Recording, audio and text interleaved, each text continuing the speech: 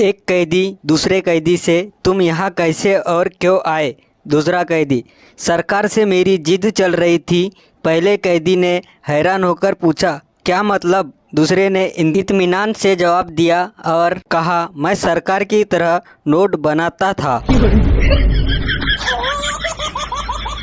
पत्नी मस्ती के मूड में पति से बोली, मैंने सुना है कि स्वर्ग में पति पत्नी को साथ में रहने नहीं देते।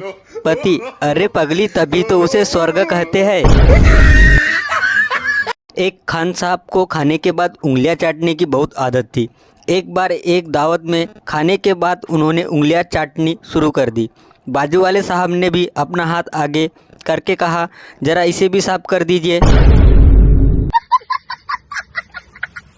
दीपा ने अपनी माँ को फ़ोन किया, मम्मी मेरा उनसे झगड़ा हो गया है, मैं 3-4 महीनों के लिए घर आ रही हूँ। माँ बोली, झगड़ा उस कमबख्त ने किया है तो सज़ा भी उसी को ही मिलना चाहिए।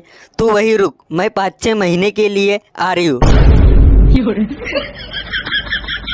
घोचू पड़ोसी से, अंकल मैं एक लड़की से प्यार करता हूँ, कुछ समझ नहीं आ रहा है, क्या करूँ। अंकल, तो उसके बाप को काफ़ी पिलाने ले जा और शादी की बात कर। गोचू, अंकल चलिए काफ़ी पीते हैं।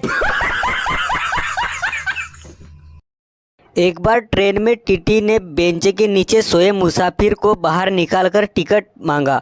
मुसाफिर गिड़गिड़ाते हुए कहने लगा, साहब माफ़ कीजिए, एक बार छोड़ दीजिए, मेरे बेटी की शादी है और जाना ज़रूरी है। टीटी ने रहम खाकर छोड़ दिया। इतने में ही उसकी नज़र दूसरी बेंच के नीचे छुपे नौजवान पर पड़ी। टीटी ने उसको बाहर निकालकर पूछा, क्यों मियाँ, क्या तुम्हारी भी बेटी की शादी है। नौजवान ने शर्माते हुए जवाब दिया, जी नहीं, मैं इनका होने वाला दामाद हूँ। मलेरिया मच्छर अपने बेटे से, तू बड़ा होकर क्या बनेगा बेटा। आपकी तरह मलेरिया मच्छर। मलेरिया मच्छर, बेवकूफ़, डेंगू का कोर्स कर ले, उसमें तेरा करियर बन जाएगा।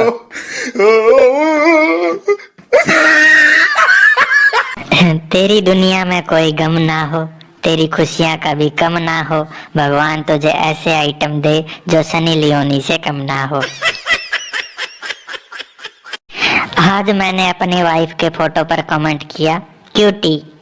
वाइफ ने मुझे कॉल करके 100 गालियां दी। मैंने पूछा, आखिर मैंने क्या किया है। वाइफ, तूने कुत्ती क्यों बोला। कसम से यार रोना आ गया, पता नहीं कहाँ से पढ़ाई की।